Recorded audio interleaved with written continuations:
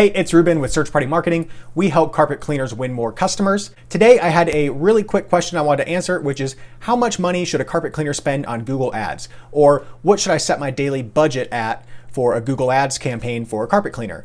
And my advice to carpet cleaners is always, you should spend at least $20 per day. If you're in a more competitive market or if you have more available to spend, then you can definitely spend more than $20 per day. You may need to if you're in a really competitive market, but anything less than $20 per day, and I tend to find that you're kind of wasting your time with Google Ads. That's because if you can't get at least a few clicks per day on your campaign, then the chances of Google being able to efficiently drive leads or phone calls to your business through a Google Ads campaign are pretty slim. You have to be able to at least buy a couple of clicks per day. A couple of clicks could cost you $10, it could cost you $20.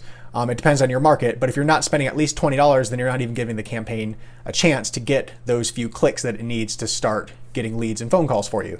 So I always recommend at least $20 per day for carpet cleaners who are looking to run Google Ads. Thanks for watching.